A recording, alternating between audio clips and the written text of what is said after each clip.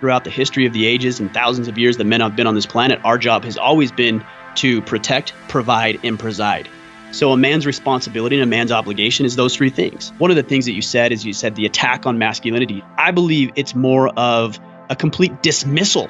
Society in general seems to put men aside until they need some sort of masculine response. But then when times are relatively peaceful, calm, safe, comfortable, we have things like quote unquote toxic masculinity. My goal, my battle, if you will, is to reclaim what it means to be a man in a healthy way that is productive for ourselves, our families, and our communities. That's Ryan Michler, and this is episode 161 of Wellness Force Radio. What's up, my friend? It's your host, Josh Trent, and welcome back to another episode for your weekly access to global experts in all things wellness as we discover the physical and emotional intelligence we need to live life well. In this podcast, we're talking with Ryan Michler, an Iraqi combat veteran and financial advisor, the founder of the Order of Man blog and podcast dedicated to helping men develop 8 key areas of their lives: relationships, intellect, leadership, manly know-how, wealth, fitness, self-mastery, and style. Now, Ryan is well known for having a strong personality, and we need people like Ryan in this world right now. One of my favorite quotes from Paul Newman: if you don't have any enemies, then you don't have any character. That's something that I think about when I reflect on this conversation with Ryan, who is a man, has accomplished an inordinate amount of success while being a busy father, professional, and husband, which I know you can relate if you're a parent, how challenging this can be, the upkeep and the refreshing of the polarity, the spark between a man and a woman in a committed relationship. Now, we're talking about this with Ryan in depth today, where he gives the conscious men out there a shake and a wake-up call that's much needed in 2018 as we see the examples of toxic masculinity continue in our politics and across social media, where we now live in a world where somehow it's now okay to, if you have a big enough social media following, you have permission to do anything you want, including be a poor example to other men. Well, Ryan is the antidote for this poison. And the Order of Man, which is something I've been following closely, will not disappoint both the women and the men listening to the show today, because this year is the year that many social scientists and behavioral psychologists agree we can have the greatest impact in our rising of the collective consciousness in combination with technology. But we can't be more conscious unless we're breathing.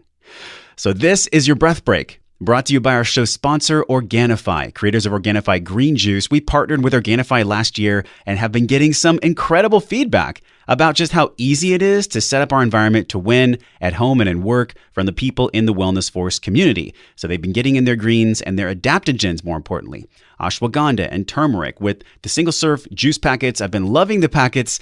I've also been loving not to have to use my juicer, which was getting really freaking old and cumbersome. So hop over to OrganifiShop.com, enter code WellnessForce at checkout, and get 20% off the green juice and everything else on the site, which is a really great chunk of savings for you. Make sure you enter code WellnessForce for 20% off at checkout over at OrganifiShop.com. Now, we're getting right into this conversation with Ryan and learn about the 8 skill sets that Ryan believes every man gets to master.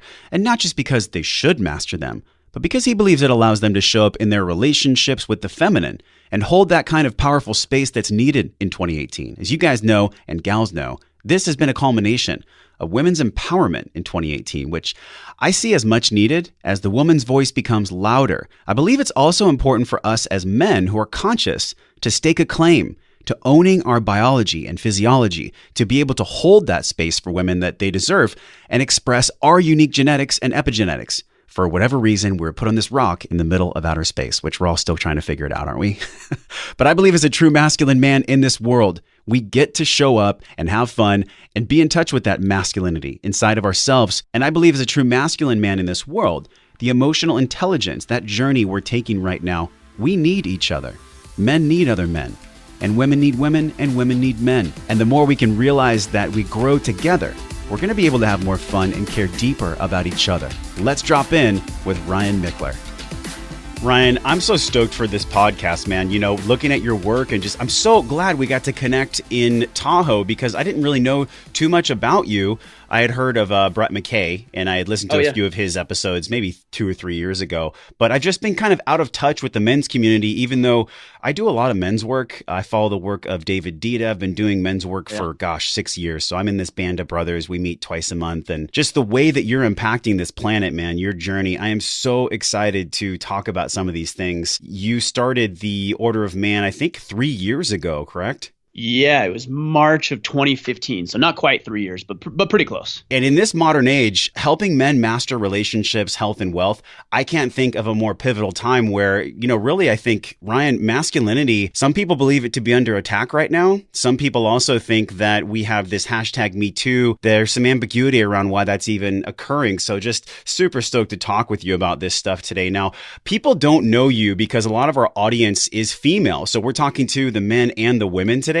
But for people that don't know you, I mean, who is Ryan in a couple sentences? Yeah, well, anytime anybody asks me that, I always say I'm a father and husband first. That's the priority. So everything else that I do in my life is I try to revolve it around that. So again, at the end of the day, yeah, father, husband. But I also own Order of Man, which is, like you said, a website and a movement dedicated to helping men step up in their lives more fully. So that is the very quick version of who I am and what I do. Well, that's the tip of the tip of the tip, my friend, because That's right. you actually have been on a friend of mine's show, a guy that I hold in such high regard, a really conscious man. And that's the Front Row Factor with John. And yeah. On his show, you actually said, I have a moral obligation to share what I've learned so that men don't experience the same things that I've gone through. You served in Iraq. You have 4 children. You let go of 50 pounds. I mean, really what it means to be a conscious man, you've gone through the thresholds, my friend. You saved your marriage. We're going to talk about all these things, but take us back to the National Guard, the beginning of your journey, before you were selling in California, before you had really these responsibilities in serving this community. I mean, take us to the very beginning, man, when you felt the call to join the Guard. When I was a senior in high school, frankly, I just didn't have a plan. I didn't have any idea what I was going to do. So me and 2 of my high school buddies ended up joining the National Guard as a way to, pay for some schooling, but then, of course, display and show the patriotism that we had as well. We were raised and grew up with the belief in American values, and I felt like there was a great opportunity to serve that way. So I did. I joined the National Guard, spent a lot of time really kind of wandering around and not knowing what to do. I got married, it was about 5 months before my National Guard unit actually got activated to go to Iraq. So my wife and I were in Southern California. We were working down there, and I get a call from one of my sergeants, and he says, "Hey, man, we've been activated." This was the day before Thanksgiving. So my wife's already at home in Southern Utah, which is where her family's from. I get there for Thanksgiving, and her dad says, "What's wrong with you, Ryan?" Because obviously there was something visibly wrong with me. Yeah. And he's like, "Did your National Guard unit get activated or something?" And I'm like, and everybody was there at this point because this is at the Thanksgiving dinner table. And I'm like, as a matter of fact, yes. Wow, is this the first time your wife was learning about it too? First time my wife learned about it. First time everybody learned about it because he called me out. He didn't know, and he felt horrible for bringing it up that way. It was just one of those things. So yeah, I actually went to Iraq. I was gone for a total of 18 months with some training and then a year in Iraq. Isn't the National Guard supposed to be part-time? Traditionally, yes, but more and more, especially with all of the wars and battles and on different fronts that we're fighting, whether it's Afghanistan or Iraq, more and more National Guard unit gets activated. Did you know you'd be gone for that long? When I signed up, my recruiter was actually really good. I know there's a lot of recruiters that, you hear these guys of horror stories. When I went to basic training, there was actually a guy who we were doing a briefing in basic training. So we were already there in Fort Sill, Oklahoma, and he just starts bawling his eyes out. And everybody's like, "What's going on?" This was like the first day. Well, it turns out his recruiter had told him that he was joining the Army Reserves, but he had in fact joined the regular Army. So I mean, there's horror stories. My recruiter was really good. He was a moral guy, told the truth, and he said, "Look, traditionally we don't get activated.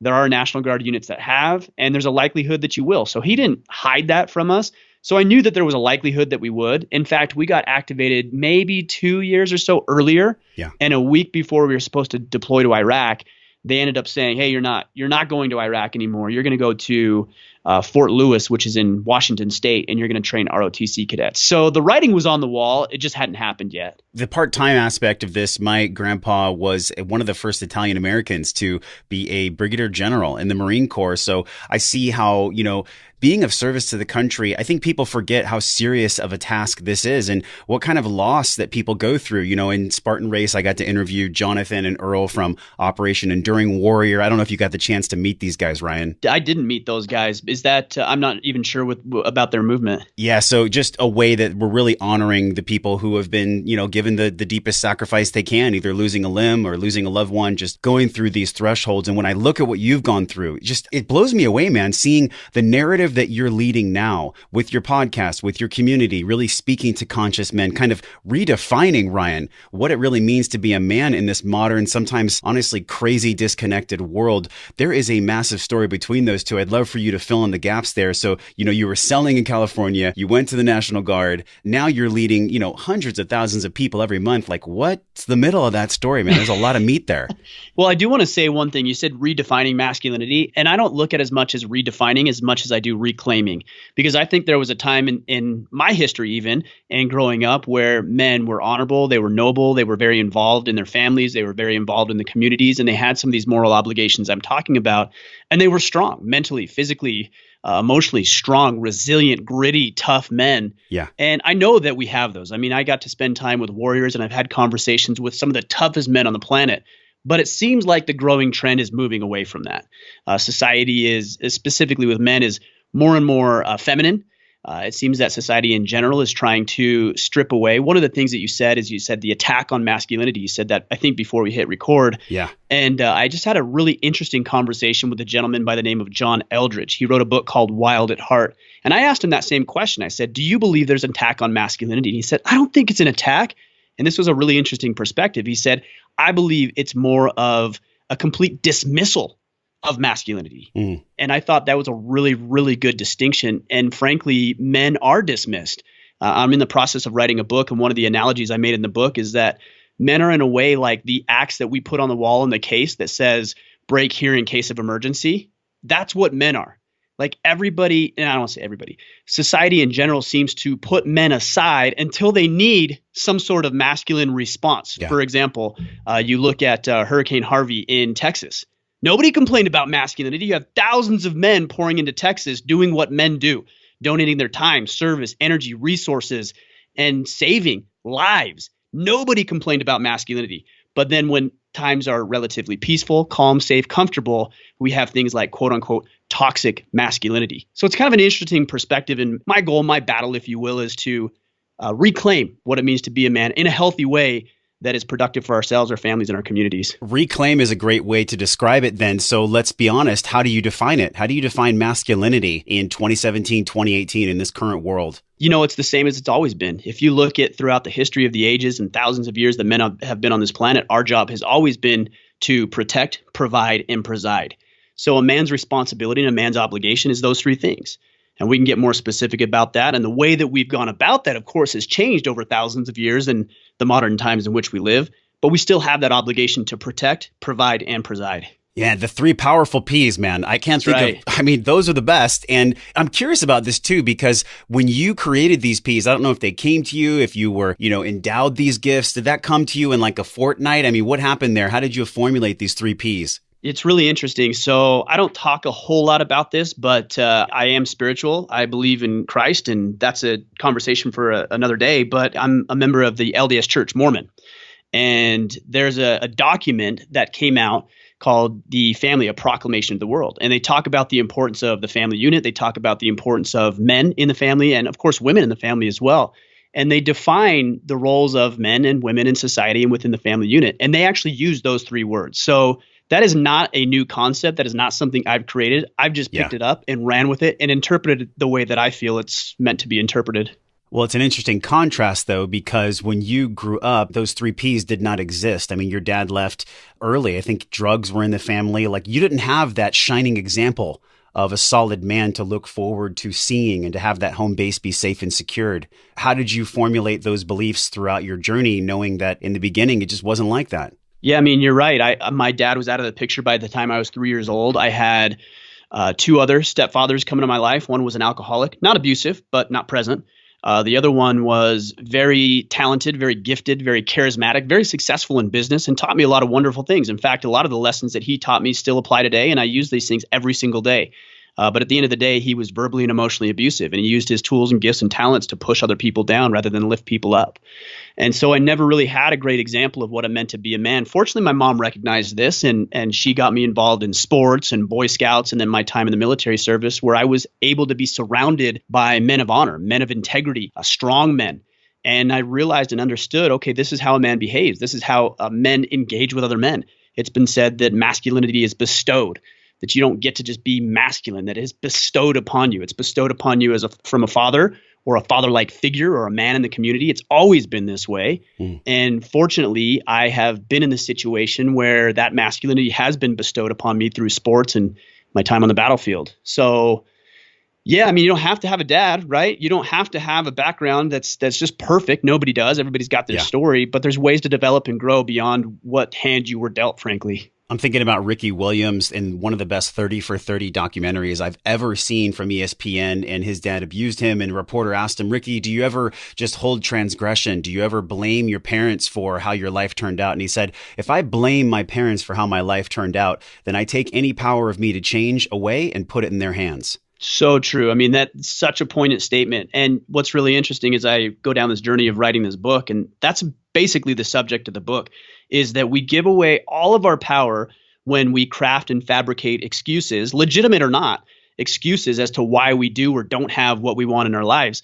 When we do that, we strip away any power that we actually had to do anything about it in the first place. Man, let's talk about power then. You obviously teach men how to be powerful in this age where, let's be real, their power is kind of almost a threat. It's a threat to this new narrative that we see across our culture, the hashtag Me Too. I believe that there is, let's be even deeper here, there is attention that needs to be put on the hashtag Me Too because it's a complete tragedy that women are being abused or even disrespected in any way in that regard. But then we also see people kind of, Ryan, bathing in the negativity and just bringing it up and over again. What do we do with the hashtag Me Too? Do you feel like this is something that we can rise to? How do men rise to hashtag Me Too? So there's a really interesting perspective between the difference in masculinity and manliness.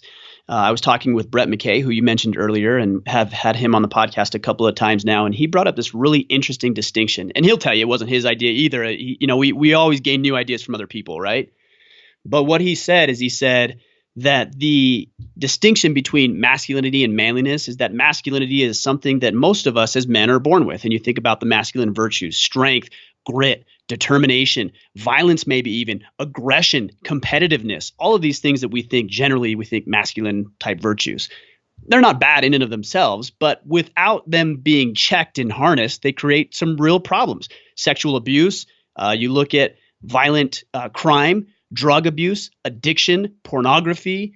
You look at the wars and atrocities that have been committed across the planet through thousands of years. And quite honestly, most of them have been perpetuated by men because of these masculine virtues. Now, that's not an opportunity to beat up men, but what it is an opportunity is to recognize that there's got to be some sort of bridge between taking these virtues that we inherently possess and harnessing them in a way that produces positive outcomes. For example, businesses, the application and sharing of knowledge, bestowing manliness and masculinity onto our children, stepping up into the community, serving as leaders. All of these things are very, very important and require masculine virtues harnessed in a quote unquote manly way. And that's the distinction. So protect, provide, preside. I'm thinking about someone who I've mentioned on the show a lot, Ryan. I'm sure you've heard of him, David Dita. And he has, this incredible book where he talks about the way of the superior man, not just a man, but the superior man leads with his heart, but he also leads with his sword, that knowing to apply love and just hold fast, or to attack and to show that masculine side. This balance between holding fast and coming from a place of love, or attacking and using the sword, do you think that's changed more now than ever? How does that relate to the time we're in now, the ability for men to be both spiritual but also still powerful? Well, I'll give you an example of this. A couple of days ago, my son comes home from school and he says, "Hey, Dad, I have something to share with you." And I try to be pretty open, which is hopefully why he's willing to share with me. And he said, "Dad, I got into a fight. I pushed a kid down at school." And I said, "Well, why'd you do that?" And he said, "Well, I was protecting one of my friends who he was picking on. So I pushed him down and I got in his face and told him not to do it again. And then he said a couple things and then left." And at the time, I congratulated him. I said, "Good job, son. You made the right decision. A hard decision, and one that not everybody's going to like, but the right decision because you stood up for somebody." Now, what's really interesting about this is one might look at it and think, well, this is violence. This is aggression. These are these masculine virtues, and this is bad. And society would probably say that. But on the other hand, it's also love, right? It's support. It's protection. It's leading with honor and integrity and sticking up for somebody who was incapable of sticking up for himself. So the display of aggression and violence towards another individual, in my son's case, a kid at school, was actually simultaneously a display of love for this other individual. This is the difference. If he's just getting into fights and he's being a bully, he's being masculine. It's not harnessed. But if he's using his masculine energy to produce positive outcomes, in this case, I consider it a positive outcome, he's being manly. He's leading with both love and using his masculine virtues to display that. Man, that is an awesome example. Thank you for sharing that. And I'm thinking about this phrase, toxic masculinity. We'll actually link something in the show notes today, ABC, toxic masculinity. Will the war on men backfire? And there's a big, huge picture of President Trump. I want to be really, honest with everyone listening here. We have toxic masculinity as the leader of our free world. So of course, I think this is probably why we're seeing this ripple, Ryan, of masculinity being seen in a negative light. We have somebody who's leading our country that is probably the worst example of what masculinity can be. What are your thoughts on that? I see both sides. I mean, you look at President Trump and I see ingenuity, I see ambition, I see drive, I see determination, I see a lot of positive characteristics. And of course, I see some negative characteristics as well. I mean, all of us possess the ability to do great and the ability to do wrong. And when I'm talking about masculinity, I'm talking about taking the things that are wonderful and great about men and all the power that we possess, and then harnessing that in a way to serve ourselves, to serve our families, to serve our communities. I just had some boys in the community come over and I taught them the basics of lifting weights all the way up to the President of the United States. I mean, we need men who understand what it means to be a strong man, but doing it in a way that lifts up the people that he's serving, in this case, the country or your community or whatever it may be. And as men, also as women, but especially as men, I mean, we have a purpose on this planet. There are physiological and psychological differences between men and women. And I think this, Ryan, this one part, our biology and our mind, how those two are so different, we get to respect both of these things. The war on men, the war on women, in my opinion, it's all bullshit. The only reason these wars exist is because they're perpetuated by people's pain bodies. Yeah. And what's really interesting is we talk about this attack or this war on masculinity, which you alluded to earlier from this article. It's really just an attack on gender itself, right? I mean, you think about the whole notion of making men more feminine. And then what are we doing to women? We're asking them to be more masculine. Yep. So it's this notion of let's all of us be the same and therefore, nobody feels left out. But the reality is that men aren't more important than women and women aren't more important than men. We're different. We possess different gifts and talents and abilities, generally speaking. So why, instead of making us the same, why don't we just play to our strengths and who we are and come together in a union, which, for example, marriage, and be better because of it? A lot of people that might look at LDS or Christianity or Catholicism or anyone that's involved with these sectors, and I just want to play devil's advocate here, no pun intended, but people might think, oh, well, I can't trust Ryan because he has this specific type of religion he believes in. Would you define yourself as spiritual or religious? I mean, I definitely would. I believe in God. I believe that there's a purpose for us being here. I believe that this opportunity in life is an opportunity to learn and grow and expand. And hopefully at the end of all that is said and done, we return to live with our Heavenly Father. That's what I believe. But here's the other thing I believe. I believe there's truth everywhere. I believe that just because I may hear truth within my church organization doesn't mean that I can't hear a truth somewhere else. And so to anybody who says, well, I can't trust Ryan because X, Y, and Z, I would just probably challenge that a little bit and say, what can you learn that is true? Take that. And if it's not true or you don't believe it to be true, leave it. I can't find any one individual that I agree with 100%, but that doesn't mean I can't learn something from that individual. I love the way you put that too, because really it comes down to finding one's unique truth. Okay. So we're having this incredible discussion, Ryan, about the definition of masculinity in this world, how we're seeing so many changes to the way that men are perceived and the way that women are perceived as well. You brought up that women are constantly in their masculine, they're running around, they're doing.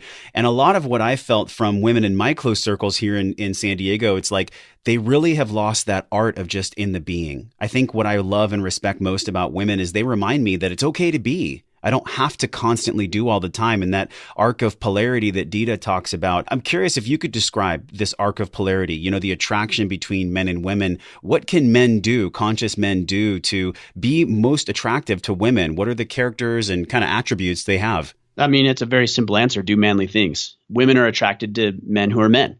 And what do I mean by manly things? I mean those who are ambitious, those who display harnessed aggression, those who take care of their bodies and are strong, those who possess the ability and desire to learn the skills that help them become better protectors, whether that's martial arts or firearms training or situational awareness training. And all of these things are what anybody, I think, would generally consider masculine traits. It's really funny. Anytime I say that, people say, well, it doesn't take that to be a man.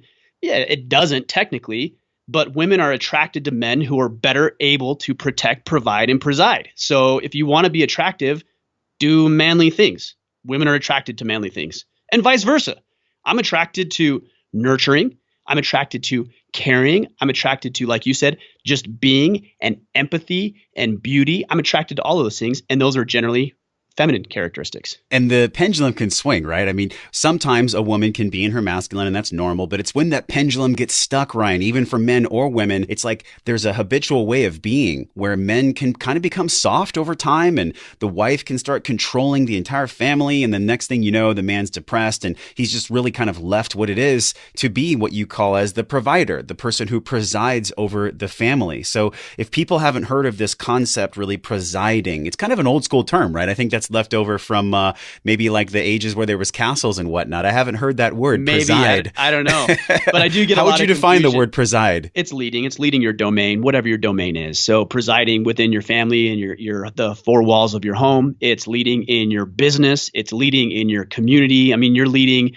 this podcast, for example, and I can tell that you've put a lot of research and time and effort into this, and you're being a leader. You're presiding. You're leading over this podcast. You're leading over the people that are tuning into this show. These are all ways that we preside over our specific domains in life. I think about a king on a big chair, you know, with the crown. I mean, that's really someone who's presiding. But look, if we want a queen, a lot of my friends are talking here, you know, people that have their own podcasts, Ryan, people that are maybe leaders in their own right. They don't have their queen yet. I don't have my queen yet either. How did you attract your queen? Were you being a king when you attracted her? No. Frankly speaking, that's honest. No. Yeah. I mean, that's the truth. I was young, I was immature, and so was she. I mean, she was young and immature as well. There was something that she saw in me. There was something that I saw in her. I don't know if it's potential or whatever it may be. And for a long time, I lost my way. And because I lost my way, I was going to go back to a point you made earlier about the masculine and the feminine energy. What ended up happening in my marriage is I ended up giving away a lot of my power to her because I relied upon her for everything, for support emotionally, physically, mentally, to lift me up as I was going through some difficult times, transitioning out of the military and growing the business. And what ended up happening in a way is I was asking her to be the woman, the feminine energy, and also be the man, the masculine energy. And so what happened is that through time and years of this, I eventually depleted all of her energy, not just her masculine, but her feminine energy as well. Yeah. And a lot of guys run into this. And you know you've run into this when you hear things like this. My wife says she's no longer attracted to me. My wife says we've fallen out of love, or there's no spark left. These are all things that, to me, signal that she's out of energy. You asked her to provide the feminine and yours, the masculine. And in order to be successful in a relationship, you've got to bring the masculine to the table. You've got to bring something to the table. Because if you're not bringing something to the relationship, there's no woman or man who's ever going to engage in the relationship with you. And even if they do, it's only going to be short-lived. You guys almost got divorced. You were separated when you came back from Iraq. Your business nearly kind of killed the relationship. What were you doing then? How did you correct that? For me, it was learning to stand on my own 2 feet. That separation was the most liberating and transformative time in my life. It was the darkest time in my life. Anybody who's been through a separation or a divorce actually knows what that feels like. It's horrible. And I was down and I was depressed. And I came to this conclusion somewhere during our separation that, this marriage might be over. And as difficult as a notion that was to wrestle with, it was actually very liberating for me, because for the first time I said, you know what, if this relationship is actually over, then I'm just going to go to work on myself. Because up to that point, I was trying to win her back. I was trying to help her. I was trying to manipulate her. I was trying to get her to do things so that she would come back to me. And what was really fascinating is as I went to work on myself, regardless of her approval or reaction to what I was doing, I was going to work on myself. And when I did that, it was like flipping a switch on the wall. And she responded to that positively because she saw that, oh, Ryan does have something to bring to this relationship. I don't need to do it all. It is the memory I'm having right now when you say this. I did the 20X with Mark Divine. I don't know if you're familiar with that event. Yeah. And I finished the 20X, and there was this one moment where Mark was talking to us in the group, and he was like, we have these things that happen for us in life, and if we can just see them as the universe or God or whatever it is, just forging us, turning us into a tool so that we can be stronger for the next thing that's going to happen to us. But that mindset, Ryan, where we have this ancient brain, we're going through, in your case, almost losing someone you deeply love, or maybe another person's listening to this show and they've lost someone they love. That decision point, that inflection point, when a tragedy happens, when drama is occurring, when we're under that control of the ancient brain, how do we tap back into what's true, that love, that real edge of masculinity? Well, I think we alluded to it earlier. You talked about power, for example, and power comes from taking control of the one thing that you can control, which is yourself. So I think you have a decision to make. If you're running across this scenario or any number of scenarios that might happen in your life that get you down or beat you up, you can decide to give away your power and say that it's because of President Trump or the economy or my boss or my employer or my girlfriend or my wife or this or that or my upbringing or whatever. And you give away all the power and you can keep living the way that you're currently living. And that's just what's going to happen. That's the reality. Or you can say, you know what? Life happens. Some bad things happen. Some things that happened outside of my control. That's over. Wash my hands of that. Now I'm going to take power by focusing on the one thing that I actually have control over, which is my thoughts, my beliefs, and therefore my actions. So are you going to be a powerful man and take ownership, or are you going to be a weak man and pawn off every responsibility and burden to somebody else? And I think we learned so much of that from the men who brought us into this world. My dad did the absolute best he could. And I've talked about this on the show before, but in my opinion, I don't really think he ever wanted to truly be a dad, especially when I think back on some of the conversations my mom and I have had. And I just feel like there are men that are just incredible fathers. And then there are men, like yourself, that are taking it to that next level. Would you say that Order of Man was built for men who are kind of learning what it's like to be a father and to be a man? Or is it for men who really want to take it to the next level? That's a good question. It's probably evolved over the past 2.5 years, which I recognize isn't a long time. But essentially, when I started this business, I created something for me. And what it was is an opportunity for me to learn how to be a better man in general. I was lost. I was floundering. I didn't know what to do. I didn't know how to take care of my health. I didn't know the right mindsets. I didn't know how to connect with other men. I didn't know how to be a father and a husband. And so I really went to this journey with other men, where I said, how can we do this together? How can we uplift each other? Now, that said, I feel like I've got a grasp on some of these basic and principled understandings. Now it might be elevated, and we might be taking these conversations and discussions to the next level. It will continue to evolve as I continue to evolve. We teach the lessons we most need to learn. I think that's been stated over millennia. When you started Order of Man, what was that deepest lesson that Ryan was learning? For me, it was, how do I show up as a man? I mean, generally, there wasn't anything specific, but how do I do this? Here's the deal. I didn't know what was missing. I just knew there was something missing, right? Yeah. It's almost like turning a puzzle upside down and putting it together upside down. Like, you can see that there's a piece missing, and yet you have no frame of reference to actually determine what piece that is. It's the same thing with where I was. I could feel it in my heart, my soul, and my mind that, man, I don't have this thing figured out. I don't know where this is. And yet I have no frame of reference to really understand specifically what it is. And that's the journey I set out on, is like, how can I know what I'm missing? Why do I feel this way? Why, even though I have a successful financial planning practice, do I feel dissatisfied? Yeah. Why do I feel like in my marriage, I've got this beautiful, attractive woman who I am attracted to, and yet it feels like we're roommates? Why do I have kids who I love and adore, and at the same time, I don't really have a deep and meaningful connection with them? What is the piece that's missing? And these are all of the questions that I set out to answer. And that's what I feel from you right now. I mean, that hunger is still just as powerful as it probably was in the beginning. Has your fuel source changed, Ryan? Like, do you have different things you're interested in now compared to when you started? How has that evolved for you personally? I mean, it's different on every level. Within my relationship with my wife, it's just to connect more meaningfully, and it's also to have experiences. One of the experiences that we're going on later this year is I'm taking my family to Hawaii for 3 weeks, and that was a goal that I had earlier this year, maybe even the beginning of last year, to do that. I feel like we've got a lot of good things going on, but that advancement and that growth, and now it's experiences with my family. There's a lot of things, quite honestly, I could do in my business that would throttle the business up, but I do deliberately and intentionally throttle the business back at times. I'm not interested in traveling as much as maybe I used to be, and I'm not interested in growing this business to the nth degree as much as I used to be, because I've got other priorities, and those priorities are my family. And I feel like I've got the mental and emotional maturity to be able to say no to some things that sound pretty enticing, actually. Yeah, this intuition is a sword that you've sharpened, this decision-making faculty. And I think about, what you did for so many years. I don't know if you're still doing financial planning, but it's kind of a dirty word, money, for people. When people feel the energy of money, it can bring up a lot of trauma, a lot of pain. Like, money is suffering. We've heard, money is the root of all evil. Mm-hmm. I know, just based on my trajectory, money is simply energy. And so energy can be, taken one way or pulled in another. How do you see money in your life? Do you still involve conversations with men and money? I've still got my financial planning practice, and I work with my existing clients, but I don't take on any new clients at this point because I am so consumed and busy with what I'm doing here with Order of Man. But my relationship with money is one of value. I mean, money is, for me, just a metric of perceived value. It's what people perceive from me to be valuable. Now, there's other ways to determine value: love, guidance, strength, support, direction, all these things that I provide to my family well above what I can provide financially and monetarily. But it's just one metric of value.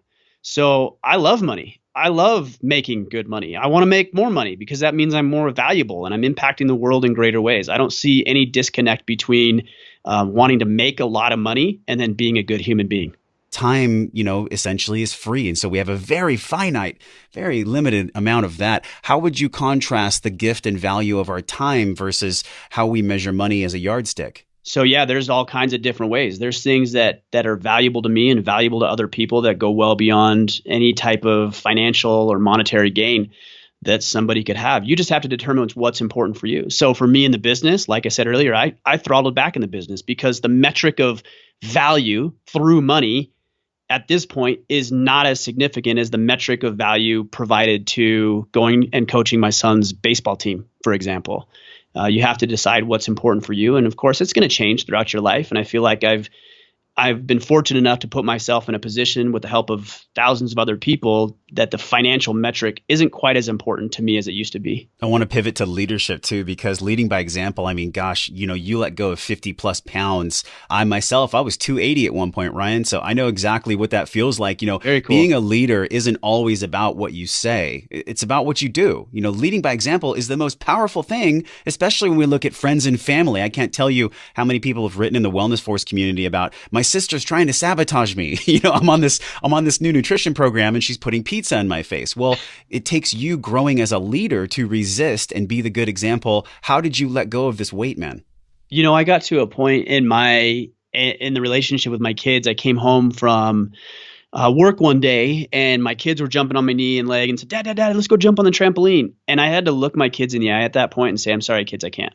Not that I didn't want to, but that I literally could not. I was exhausted. Out of breath or what? Right. I was exhausted. I was drained. I was tired. The day got to me because I was carrying a 45-pound plate plus around with me every single day.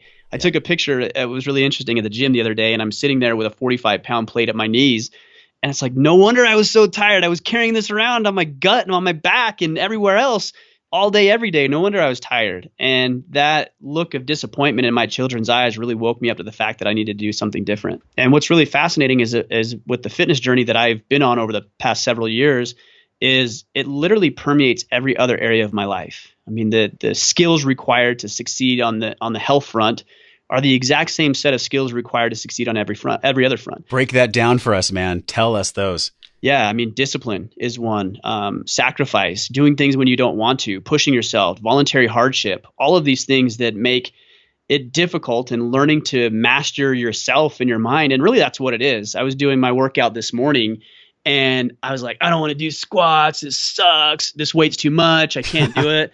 And I just bared down and I did it. And so it wasn't that I physically couldn't do it. It was that when my mind was trying to trick me into the fact that I couldn't do it. I mean, the mind is always playing tricks on you. This is such a good point, man, because I remember talking with BILYEU, and he was like, Josh, I've just become a great sufferer. I'm someone that just has grown that part of his brain. The synapses are wired for me. And he said, I actually enjoy the suffering sometimes. Do you feel like you've trained the brain through conscious repetition to just maybe enjoy the suffering, or do you just kind of grin and bear it? It is a really interesting perspective, and Tom is a really interesting guy and has a lot of amazing insights into that.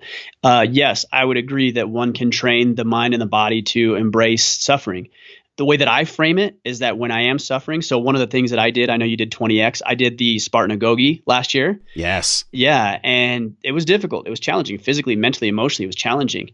But I frame it as every time that I'm struggling towards a worthy cause. I mean, I don't want to struggle just for struggle's sake, but if I'm struggling towards a worthy cause, then that is by the very definition what makes me a man. And so when I'm at the gym and I'm doing a workout I don't want to do, I simply tell myself, this is the work of a man, because being a good man is important to me. And therefore, if I believe that struggle and suffering towards a noble cause makes me a man, I'm going to embrace that, even though it is difficult.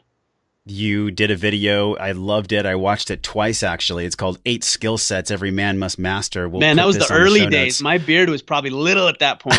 The beard was not as long. You did not have as much beard then. But, the lessons still ring true now, and it's relationships, intellect, leadership, manly skills, which I want to talk to you about right now, money and finance, physical fitness, self-mastery, style, and fashion. Let's go to manly skills. A manly man is someone who knows his way around the tools. Let's be a little bit honest here and candid. I've had many women that are like, Josh, when you fix something for me, that was attractive. What is that about masculinity when we're doing things in the home like that? Like, what's the attraction factor there?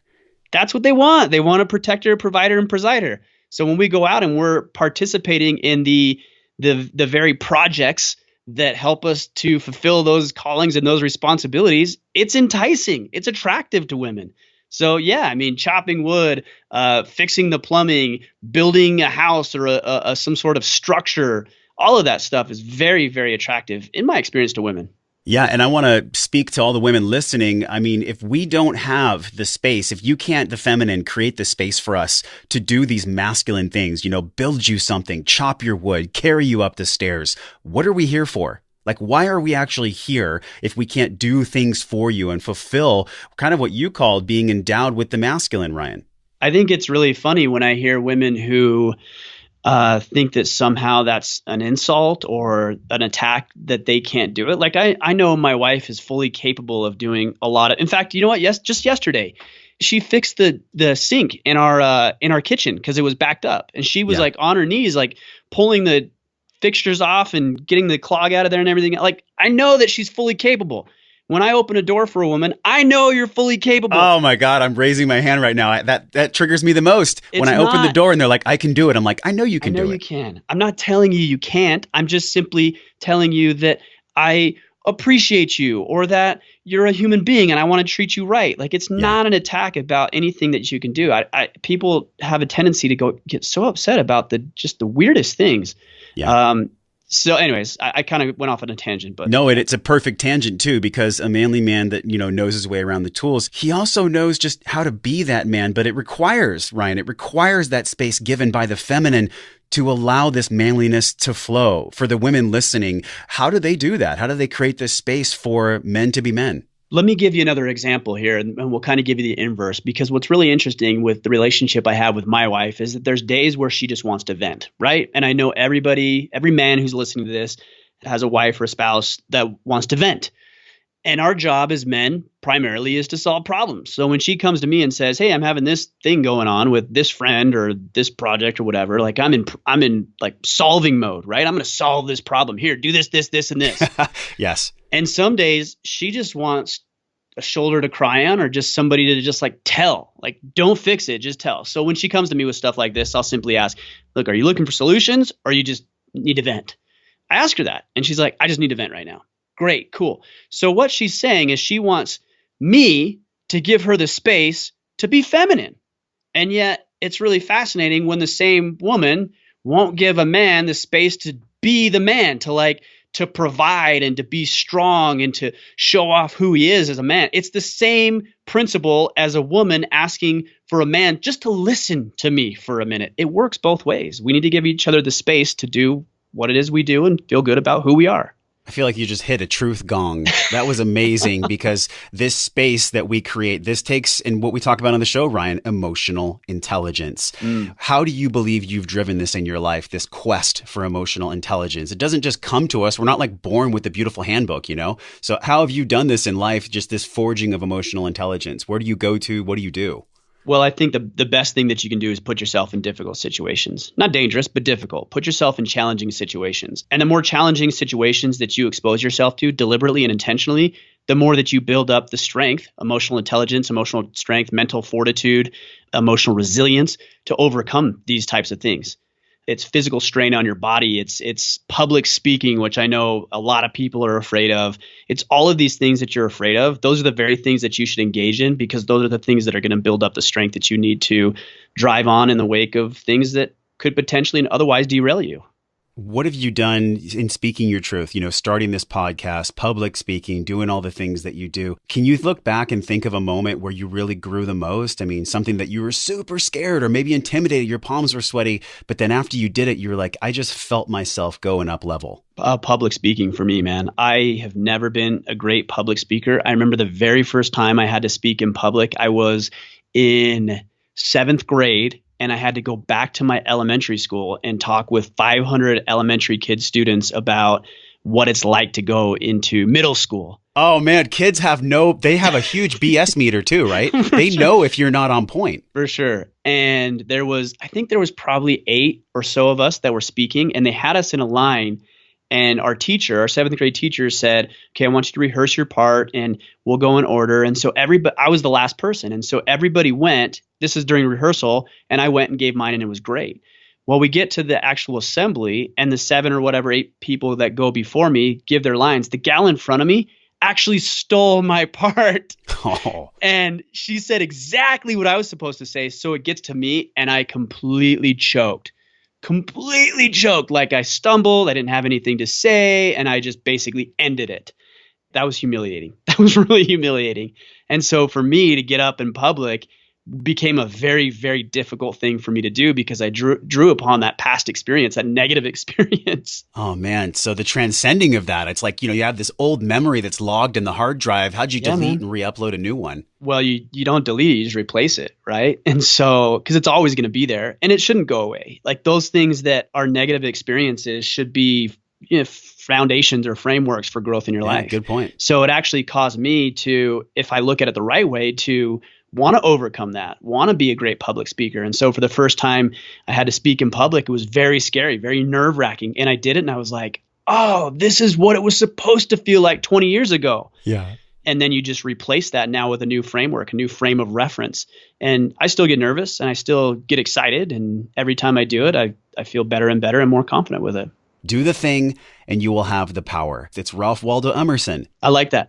Sometimes in life, I think everyone can relate to this, Ryan. We want to have the path. We want to have the clarity. We want to have the template before we do the thing. But it's actually paradoxically 180. We have to do the thing in order to have the power, the courage, the wherewithal to actually move through it. On that same note, what's something that you're doing right now that's the thing? Is there something you're currently leaning into that might be a little intimidating or that you're growing towards? Yeah, it's writing the book, man. Like, I'll tell you what, I'm not a writer. I'm a communicator for sure, but I communicate best auditorially and through video.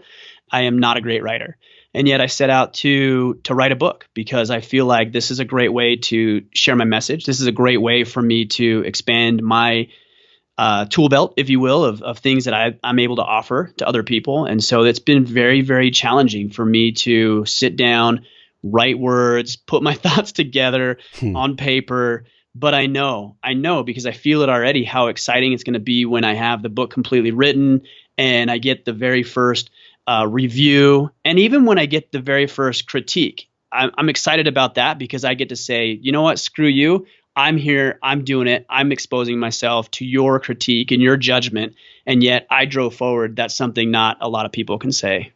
Why are you writing this book? To grow, to expand. It's a personal journey for me. And it's a way to get, again, the message out into the world. What's that message? Do you have a title for the book? Who's it for? I do have a title for the book. I'm not going to share that just yet. I'm going to share that here in the next 30 to 45 days. You don't want to ruin the surprise. Okay. That's right. I got to keep that element of surprise. But really, it's for the man who has given away a lot of his power in his life through some different activities, beliefs, and thoughts that he's had, and how to wrestle control of your own life back. We go into the skill sets and the virtues men need to adhere to, and our role here on this planet, and feeling powerful and regaining control of our own lives. Well, we don't have time to go through all the other 6 skill sets, but we'll link them in the show notes. 8 skill sets every man must master. And by the way, all these skill sets that women can help their men forge and that men can show up for to be of service to their women. This is a relationship here, you guys. Like, let's put down the weapons. Let's just start working on our internal selves so we can show up and up level together. Hashtag me too, hashtag we too. It doesn't really matter anymore. So Ryan, this has been so fun, man. This is the last part of the show. 7 fast questions for 7 of your truths. You ready? Can I say one thing before we get into that? Please. I think there's this really weird and misguided movement among men, and you may have heard of it, called Megto, men going their own way. I have not heard that. You should look it up. It's really fascinating. It's misguided, but it's fascinating nonetheless. And it's this idea that men don't need anybody else, and that we're the lone wolf, and that we're supposed to go out on our own. And while there's elements of truth to being able to stand on your own 2 feet, at the end of the day, we as men have some responsibilities and some obligations to other individuals. And our job is not to show up only for ourselves, it's to show up in big ways for our spouses, our kids, our communities, and the people that we care about. I just want to make sure I make that distinction, because I hate seeing that type of trend pick up any traction, because it's completely misguided and way off base for what it means to be a man. Man, thank you for bringing that to light. I had not heard of that, probably because I know we have this empathetic wiring built into our brain that connects us to tribe. So I don't think we're supposed to do this thing alone. Right. Well, let's dive in here. The first question is about your health. You lost 50 plus pounds. What changed the most, Ryan, about your health and wellness practices when you became a dad versus being single? Man, when I became a dad, it was actually not a positive thing for my health, because I got so consumed with raising the kids and all the activities and everything else. It became a very difficult thing. So I put that on default mode, which is why I gained all the weight in the first place. I lost my intentionality for doing what I knew I needed to be doing. But maybe to your question about getting back on track, very simply, went to the gym every day. Stopped eating so many carbs and processed sugars, and just drank a ton of water. Like, this isn't rocket science for me. I did those things and lost the weight relatively quickly. Do you feel like the carbs was the hardest thing? So hard. I mean, like, I could down a bag of chips in the salsa right now. Right. Bread. My wife made spaghetti last night, and like French bread. I'm like, oh, this is way more than the processed sugar for me. Do you have a deepest purpose that's your calling as you know it? I mean, sometimes our purpose can change, and Dita talks about this, but Ryan, what's your deepest purpose right now as you know it? Well, so I always go back to the protect, provide, preside. And what's beautiful about that is that my purpose can change within that context, right? So the way that I protect might be different because I have kids right now than it will be in 15 to 20 years when the kids are out of the house. The way that I provide, it might change. It might not always be order of man. Right now it is, and it's guiding men and leading men to accomplish big things in their lives. It might always be that, and it might not, but I can still provide in other ways. And so it's always in the framework of protect, provide, preside. So when I'm faced with a decision, should I do this or should I do that? Should I go into the gym? Should I not? Should I eat that bag of chips or should I eat this? It's always what's going to help me be a better protector, provider, and presider. And I strive to make the decision that will lead me towards that.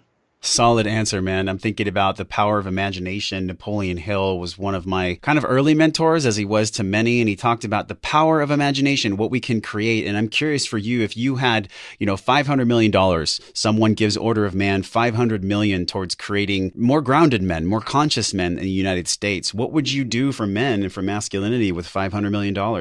Whoa, that's a good question. I think right off the bat, my knee-jerk reaction is I would have some sort of and this is going to sound funny because it isn't well thought out, but a way to codify, if you will, masculinity. Like, how do we actually go through a series of skill sets and traits and projects and challenges that actually move us and move the needle from not as masculine or not as manly to now more manly? I would do that. I would also have something in the way of young men who could also go through these types of programs and activities and challenges with other men that will help lead and guide and direct them into their own masculine power. This is why I'm in a men's group. I mean, if we don't connect with other men, just like women, there's been women's circles forever. These women, they figured it out way before we did, right? I don't know if they figured it out before us, but I don't think they ever left or moved away from it. I think that's a good point. Yeah. And I think we did. I think somewhere along the way, society led us to believe that men are supposed to be the lone wolf. I mean, you think about James Bond and Jason Bourne. You know, these guys are the epitome of perceived masculine strength, right? Yeah. Gritty, tough, resilient, charismatic, good with the ladies, and alone. And that's just not reality. Yeah, we're never alone. Thank you for that awesome reminder, man. I feel like that's come up 3 or 4 times in this conversation. When we look at reframing, one of the skill sets around emotional intelligence is reframing. If someone is stuck in an old memory, Ryan, like maybe they didn't have that father figure. If a man is listening or a woman is listening and they never had that masculine energy in their life, how can they take a breath and reframe currently where they are to move forward in life? So there's a process that I use called the after action review. And this is a process I learned in the military. And the way that it works is it's 5 very simple questions about your day or your experiences or interactions or conversation. And I'll even do an after action review after this podcast. And the simple questions are, what did I get done? What did I accomplish? Number 2, what did I not accomplish? So if I set out to do something, what did I not get done? Number 3, where did I thrive? Where did I do really well? Like what about this project brought to light my strengths? And then number 4, what were my weaknesses? Where did I fall short? Where did I drop the ball? And the most important question that you can ask yourself is, what will I do better next time? So to your point about, hey, I didn't have a father growing up. Cool, that happened. There's nothing you can do about that. So you can own that fact, or you can continue to bury your head in the sand and think it didn't happen and not learn from it. Or you can ask yourself, what can I learn from this? You know, what can I learn from my dad being out of the picture? Well, I can learn that I want to be a great father, and I'm not going to do exactly what he did. I'm going to do something completely different to change the trajectory of my posterity, if you will, my children. Yeah. So always be looking for what can I learn and what can I do with the information that I have, positive or negative. Women are listening and possibly they've been hurt by a man, Ryan, or, you know, they've been experienced in some kind of traumatic event. How can they operate with trust and confidence in this world? What's a message that women believe that is really important right now? What do you think, just from interfacing with all these men that are in marriages and you yourself, you know, being in a committed relationship? Yeah. What is that conversation around trust and women? What do women need to feel trust? Well, I mean, first, if anybody's been through that, if any woman has been through that scenario, or man has been through a scenario like that, I'm sorry that that's the case. I truly am. I wish that weren't the case, but it is. And there's ways, although it may not feel like it, for you to become stronger because of it. I would not suggest hardening your heart to men in general or whatever it may be, but there are ways that you can protect, of course, yourself and stay safe. That's important. The other side of this, too, is that making sure that you are holding the men in your life to a high standard. I mean, holding your young boys to a high standard, holding the men in your life, your brothers, your fathers, people you spend time with, to a standard that you will not tolerate anything less than a man of character and somebody who leads and protects and provides and presides the way that he should. You are fully capable of doing that, and you have strength, whether you feel like you do or not. But you're going to need to display that strength, especially if you've gone through a traumatic situation and scenario like that. What is a conversation that you want to see more of in our media?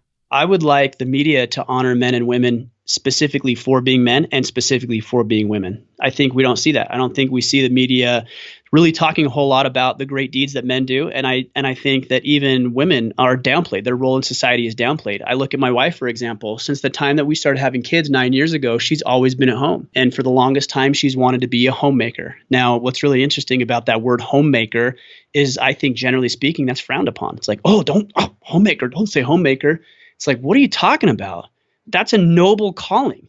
Why would you ever tell a woman who wants to stay at home and raise her children and lead her family and lead her home and love and empathy and guidance that that's somehow less than a woman who wants to go out into the workforce? Neither one of those is bad. Yeah. But don't assume that a woman going to the workforce is somehow better or more noble than a woman who wants to stay at home. I think both are great. Figure out what works for you, but let's celebrate the things that make us men, and celebrate the things that make women women. And that is the conversation I also want to see in the media. So just so enjoyed this conversation, man. I feel like we're just getting warmed up here. I can't believe it's already been an hour. That's crazy. It's going fast, man. Last question is around wellness. So here we are. We're coming into a new year. You've written this book. You're almost finished with the book. You've done a lot of conscious work as a man in our current society. How would you define wellness as a conscious man in your life as a father and as a creator? Man, how would I define wellness?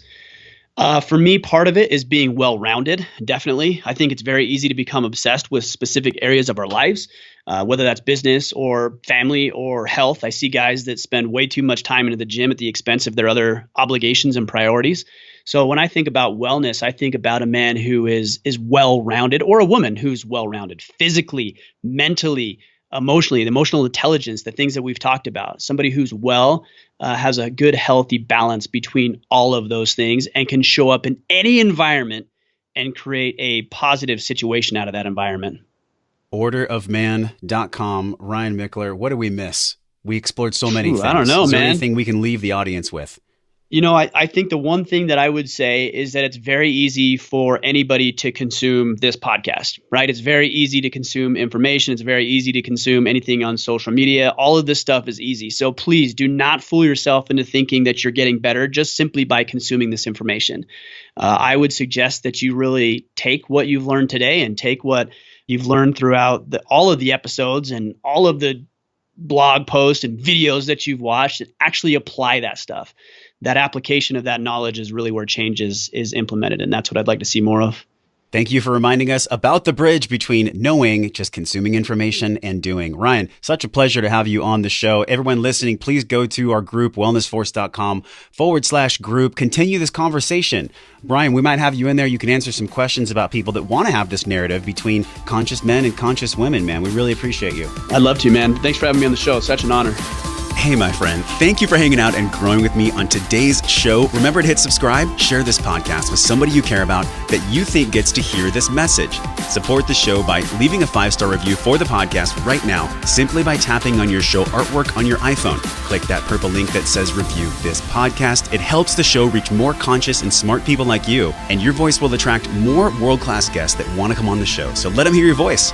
For all the downloads, videos, links, and free resources mentioned on the episode, go to wellnessforce.com/radio. And while you're at my house on the web, join us in the Wellness Force community newsletter on that page, and I'll send you 4 free guides around staying healthy with your eating, moving, and sleeping while you travel. Join a group of people like you over at the Wellness Force community Facebook page. This is where we talk about the things that really matter. We share our wins, inspirations, struggles, and a lot more. So join us, tap on the show artwork on your phone, and hit that purple link that says join the Facebook group, and I will welcome you at the door.